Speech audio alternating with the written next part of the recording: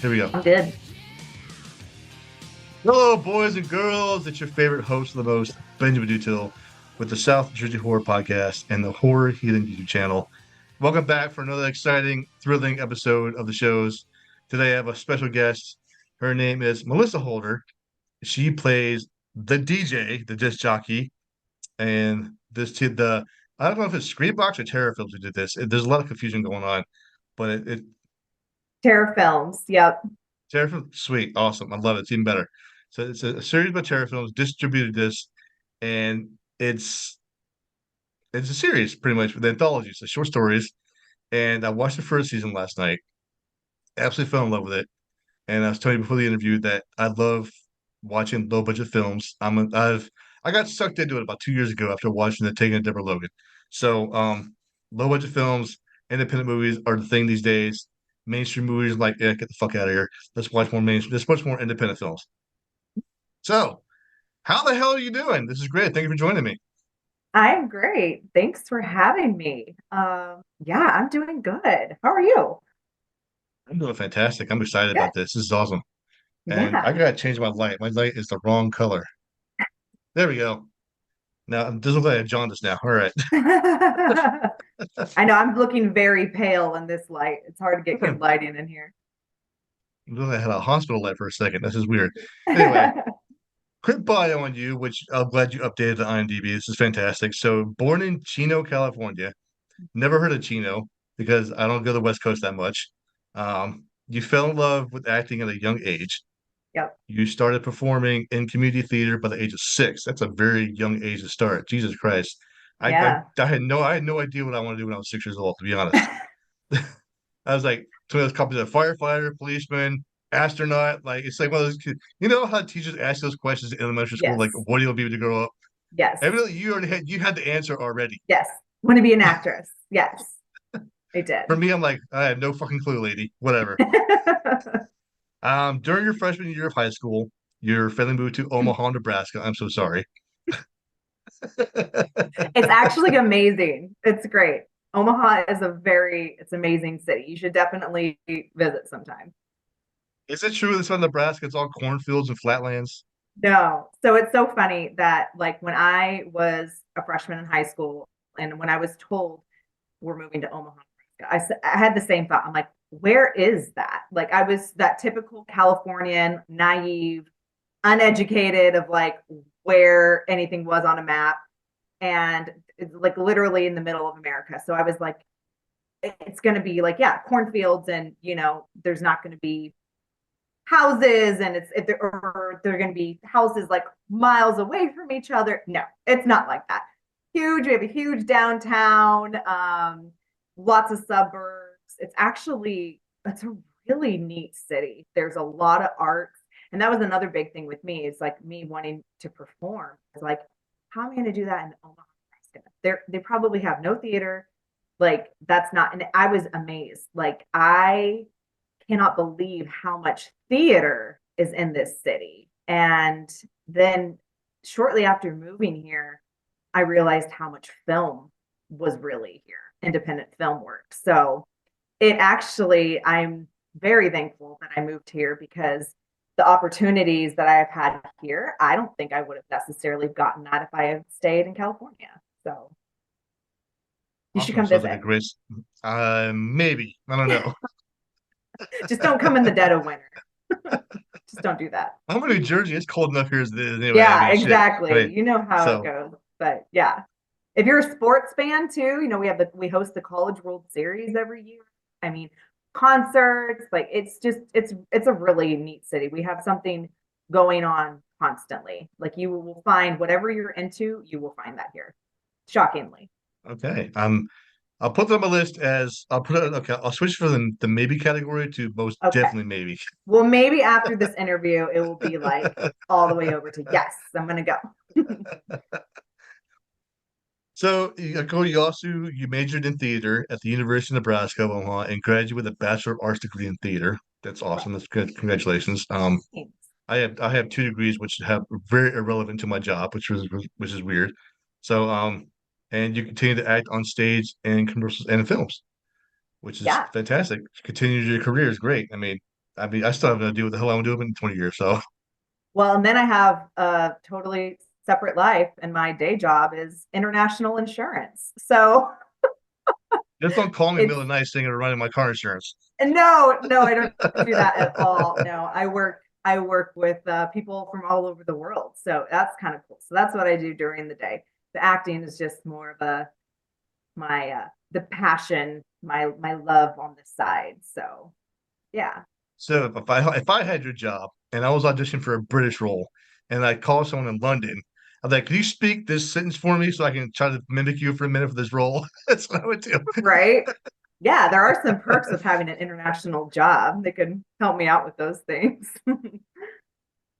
So I will lower your insurance rates if you help me say this line real quick, okay? Thank goodness I don't do any of that kind of stuff. But I work in commercial insurance, so it's not like I'm not Geico or Progressive. That's awesome. I love it. I wish I had something like your job. That'd be awesome. I talk to people internationally, both through emails, not on the phone. So, Yeah. for those who have not seen this TV series or the series produced by Terra Films, it's about a late night disc jockey, you, who brings tales of suspense, psychological thrillers, and macabre to the radio waves. Um, interesting role because I like how you introduce every single episode, which Mm-hmm. is great, and it gives like a quick synopsis of like, and you break it down. So essentially, it's a series that presents short stories. You're the DJ, and you present in an anthology format. So, question for you: what's your take on these short stories in these series? I like them because there's something kind of for everybody. It's not necessarily just like a horror genre. We have a little bit, and you'll find that later on in different seasons. Sci-fi, even like some monster type stuff. So I feel like every episode is different a little bit. And so it's not like all gory, blood and guts. Some of it is just really suspenseful. And so I just like how really different each episode is. And what I like, so growing up, I always watched Tales from the Crypt, and I loved that show. And I always thought the Crypt Keeper was so much fun. And so I kind of feel like DJ Raven is almost like the Crypt Keeper in a way. I get to entice the audience to see what's coming next. So I try to keep everything a little bit different from each episode, but I just like how each episode is kind of different and gives the audience something, may not be your cup of tea to have zombies, but you like suspense thriller type stuff. So I like how it's kind of different. And like comparing to the Crypt Keeper is like is the Crypt Keeper a male or female? I had no fucking clue. I think it's a Anyway, male. it's the puns that gets me every time before we introduce Yeah. each episode. Yeah. Um, but the Dead Hour it's the cheese factor I love. It's the cheesy factor in Hmm. these series. It's fucking fantastic. I love it. It's like Yeah. the Very alcohol campy. vampire. So Yes, that's our very campy episode. And I feel like as season one, you can tell as you go through each season, the production value gets drastically different from season one to season two. And so I'll be interested to hear what you think about that as you move on. And but yes, there are a few episodes that have that like campy factor that is total like that classic cheesy horror um that I've always loved. So I think it's fun. So how did you come about this role? I mean, would you audition for it or just chosen right away for it? So Dan Iskey, who is director and co-creator, I actually did a film for him, gosh, when I was a long time ago. It was I don't even remember how old I was, but it was a long time ago. And that's how we initially met. And then a few years later, I just kind of saw an open casting call for the Dead Hour, and I really liked working with Dan. And so I went ahead and it was kind of like just a big cattle call.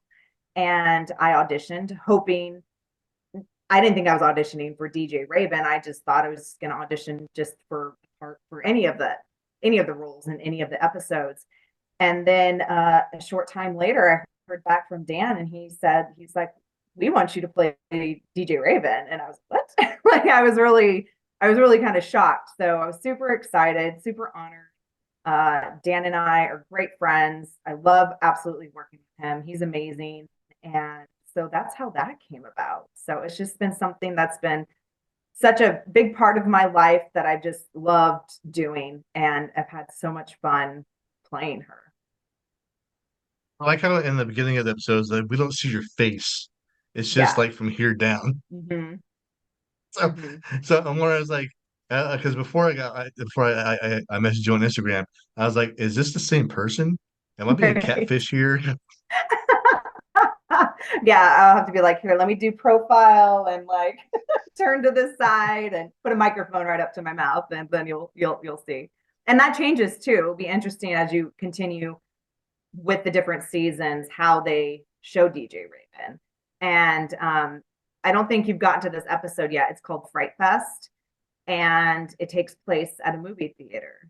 And so DJ Raven actually does not introduce that episode. She is in the episode. Okay. And so that's really cool. So you'll have to watch that one next, and you'll have to like message me and tell me how what you think about it. That is like one of my favorite episodes. And it was cool to be actually in the episode and not just introducing it. That was called Fright Fest. Is that in Right. the first season or It's in the beginning of the second season? season. Hmm. Okay. I haven't gotten that Yeah. far yet. Okay. Cool. So you have met actors from these series if you're done with episodes, right? Obviously. Hmm. Hmm. So Yes. like any specific, like did you meet all of them or just a few of them? So, All of them, but it's funny because being in this, because all the ups, everything is filmed locally, either in Omaha or in surrounding cities. And so while Omaha has a very, it's a big film community, but within that, I feel like it's still a small community. And then also having a theater background, you work with so many of these people. So I knew, say, like a handful of people going into things. Um, and then it's just like you maybe we didn't film because a lot of the DJ Raven stuff was filmed separate from anybody else. Like we would knock out some episodes in one night, just DJ Raven stuff, and then they would go and film the rest of the episodes at a later time. And so I would either like go just for the heck of it, just to go watch them film, or I just knew people from other avenues from working with them before, or just being in the community. But a lot of things like we would have premieres and we would have parties. And so just kind of hanging out with people, all the other people who performed in the episodes too. And I still talk to them all the time. So um, it's kind of like we always call ourselves a dead hour family. And I feel like it truly is. And it's been a really fun project to see kind of find its people and take off into this, especially streaming now. You just reach so many different people across the world. So that's been really cool. nice, nice, very cool. Yeah, I like how I know it makes it's such easier when filming is centralized in Hmm. like, one spot and maybe Hmm. like surrounding areas, but you're not traveling like outrageous distances to film this. So Right. I think We it makes didn't it really easier. go far. It makes it easier on the budget and the actors, in my opinion. Absolutely. So, Yes. so you're familiar with the Twilight Zone series, obviously. Hmm. Um, do you feel like the Dead Hour is almost like that, like the Twilight Zone? I feel like because I feel like that, like the Twilight Zone, the Dead Hour, Tales from the Crypt, I feel like they're all kind of in that same genre. Um, and yeah, I mean, I feel like they're all kind of, but like the Twilight Zone, there's just that's just such a different, it's its own entity. I feel like it's like the OG. It's like I feel like you can't compare to something that's so classic in a sense, but definitely inspired by, I would say. Well, is there going to be a season four of the Dead Hour, or is it ending at three? I We'll see. I mean, we're kind of just in this going with the flow and seeing how, with it being released on all these different platforms, and we're always open to it. We'll just see kind of what happens. I would always love to Okay. come back and say hello to my friend DJ Raven. She's always been so much fun. So yeah, we'll see. Well, hopefully you do, because I mean, they could have picked a better person for it. I mean, you do it so Oh, well thank in the you. beginning. That's So, so sweet. so last night, like I said, I started watching season one and episode one, Donor. Mm. It just really the cheesy factor. I love the cheesy factor in it, I and, mean, just and sell your which body is parts. It's all good. Especially in which this is not housing market. Oh my gosh. Like, surprised it's not a thing going on right now just to buy a dang house and just sell your liver, kidneys, whatever, some money. which is nothing out of the ordinary in horror movies. Just saying, by the way. Right. Exactly. So true. So I'm gonna put you in a scenario. Okay. Um, say like you're the person in this episode trying to sell their organs to make money, right? Hmm. Would you do it, and which organ would you donate first? Oh, oh man. I don't know. Does it have to be an organ?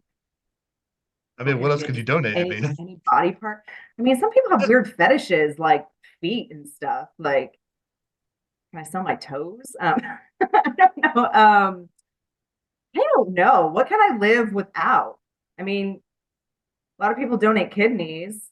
you can So, function on one kidney. Say, duh. yeah.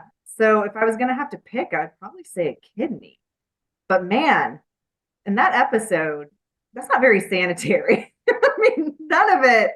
I mean, if he didn't die of like staph infection or whatever, like that's pretty miraculous. But I don't know. It would have to be a lot of money, and it would have to be in a way more sanitized place than where he was doing it, like out of a garage. So, but I'd say, yeah, kidney. Now, also comparing to the episode, how his I guess it's his wife in the Yes. series with him, Hmm. how she's just fully committed with it. Oh yeah.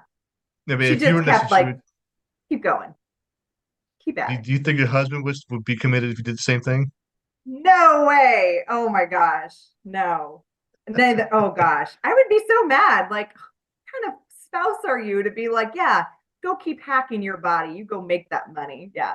Neither. I would never. And I would probably, no, I would not even allow my husband to even like fathom that. Like, no, no, no, no, no.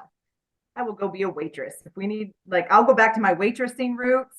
I was a waitress for like 10 years. I'll go do that again before I go selling body parts for money. So, I think my yeah, I girlfriend would gave the not same let answer. Yeah. either. So What's that? I think my girlfriend gave the same answer. Like, no, yeah, no, you better get a second job, or I'll give you a Right. chip and deal with a dad bod. I don't give a shit. I mean, Right. Exactly. Yeah, there's no way. Either one of us, I would not. I'm like, no, I want your full body. I want you intact. I like you the way you are. So please don't be selling anything.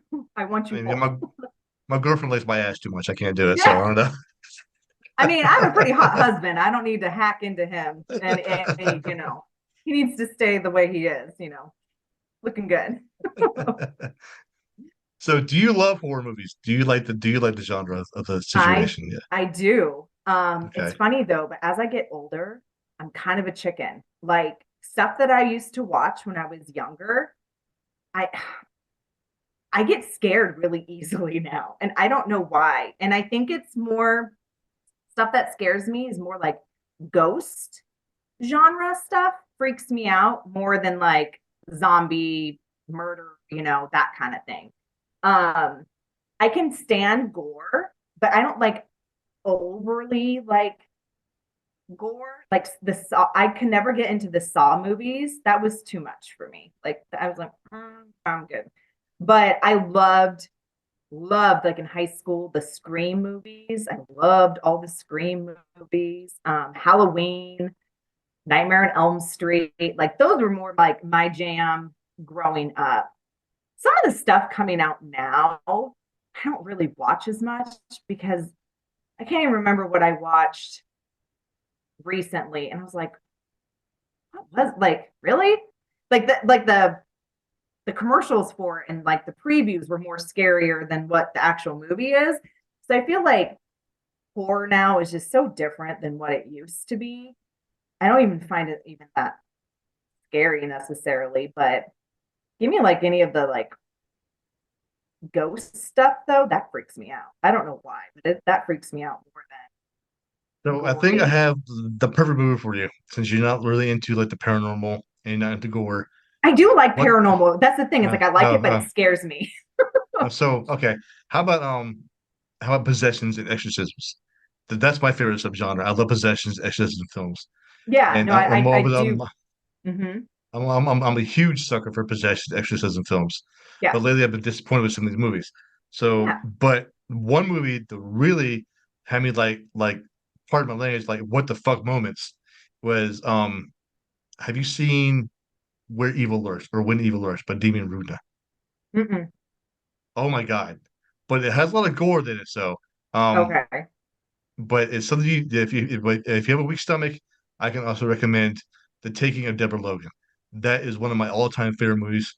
And Did that come out a while ago? yeah, like that came out to 2009 or something like that. I think I Um, saw that movie. That and it's an exorcism movie, right? no, it has two possessions and No, voodoo. a possession. I'm sorry, So possession movie. Yeah, yeah, I think I actually saw that one in the theaters. that movie scared the shit out of me, Yeah, but I loved it it. was. And Mhm. it was also distributed by Terror Films. So after I watched that movie, I got Jill Larson on my show, the one who played Deborah Oh, Logan. So nice. yeah, and Is that? It's a true story, isn't it? it's no, it's based off of um I won't say irrefutable facts, but I don't know. There's no evidence of it really, so they're just I Okay. guess it's what they hearsay, but whatever. Yeah, Okay. um, yeah, it's but still a fascinating movie, and I loved it. And I'm still trying to get the other actors on my shows, but it's hard to reach independent actors because they don't have publicists half the time, but they don't have an IMDb profile. So I have to search on Instagram or Facebook, like how I found you, because there's no contact info for you on IMDb. Right. So, which is fine. I mean, it's a hit or miss when it comes to people on my show, but it's Yeah. fantastic. When I do get it, I'm like my heart beats like 1,000 miles a minute right now because I have someone on my show, which is great. Oh, that's awesome. I love it. So you're huge on the Scream franchise. You love paranormal, but you can't watch it. So Such a I chicken. guess paranormal activities out of the question, definitely, obviously. So I have watched the Paranormal Activity movies, and yeah, like I am so free. And I think the reason why, okay, and I don't want you to think I'm crazy, but I think the I'm not reason here. No, why go for it. is I am actually very sensitive to spirits. And I have been since I was a little kid. I've seen things in my life. I've talked to other mediums and they say, yes, like you definitely are. But as I've gotten older, it's definitely gone down. Like I don't have as much as that connection. And I think that's why it freaks me out so much is because of the experiences that I have had. Um, you've heard of the Velisca axe murder, I'm assuming. No, I have not. This is news to me. I gotta write Okay, this so down. No, or in message me on Instagram. I remember. I will. Uh, So in Velisca, Iowa, gosh, it was a long time ago. It was either like early 1900s or I think it was like early 1900s. An axe murderer came in, killed an entire family, and a girl that was like spending the night. And it has been that house is haunted. Like that, you can even do like sleepovers at the house, and like I would never do that. But one day, my husband and I were like, "Let's go!" Like, let's go, and it's like a 3 hour, 2 hour drive from Omaha, and so my husband and I and my stepson at the time, he was probably like 11 or yeah, about 11 years old. We all went and in one of the rooms, one of the murders happened. As soon as I entered the room, like I had a horrible buzzing sound. It was almost like a bee flew like right by my ear and enough for me to like have to like shake my ear and just be like, oh gosh, that was like really weird. And when we left for the next 2 weeks, I felt like just this horrible, bad, like darkness. Like I just like it almost like imprinted type situation. I felt like something piggybacked on me and I took it home with me. And speaking to like mediums, they're like, yeah, that's actually what happens. Like you do that. You actually take that in, and all of your spirit guides are like, stop doing this, Melissa, because you're like stressing us out. You're putting us through. And for 2 weeks after that, my daughter, she was a newborn. And so I was still up in the middle of the night with her, and things would happen. Like I would hear something behind me fall to the floor. Nothing is on the floor. A cabinet would like close. Nothing is there. So it took like several weeks for me to like rid that ick feeling. And so yeah, I feel like paranormal movies like freak me out because I've had paranormal experiences in real life, and ever since I was a little girl. So I think that's why I get a little freaked out. But I do love it. So it's kind of That's what I mean. it's Like, kind of bring it on, people. I Bring it on, know. bitches. Let's do it. Oh gosh, sometimes I'm just like, and I used to be able to feel like it coming on. Like I knew, like before I went to bed, something was going to happen because I just had this thing, a feeling, and something would usually happen like that evening. So I'm glad as I've gotten older, that's kind of going away because it was stressful, but kind of cool. Please don't think I'm a weirdo. Not at all. I mean, it's just yeah, it happens. I get it. I've experienced almost like that as well too when I was like 20 years ago. So it was really crazy, but I don't have time to get into it. So um yeah, a spirit latched onto Side me. It took conversation. We'll have to talk yeah, about that yeah, another yeah. time. I went to a cemetery to visit somebody, then a spirit latched onto me and took it home, and yeah, it was a real pain in the ass. Yeah, It took about a month for that thing to go away. But anyway, that's another story for another time. I No. get it. So I get it. so thank you so much for joining me today. This has been a fantastic interview. You're a wonderful guest, and Thank you. I wish you nothing but success in your career, and hopefully a season 4 of The Dead Hour because I want to see you in it. Fingers crossed, right? All right to the Yeah, writers and the director, motherfuckers, get her back on the show. Okay, just do it. All right. I love it. I love it. And you let me know how you like the rest of the season. So I will. Ladies and gentlemen, boys and girls, the wonderful, the beautiful, the talented Melissa Holder, thank you so much. And you have a wonderful weekend. And I yeah, will see you on the big screen. sounds great. Thanks so much. It was so All nice to right. meet you. All right. Take care. You too. Bye bye.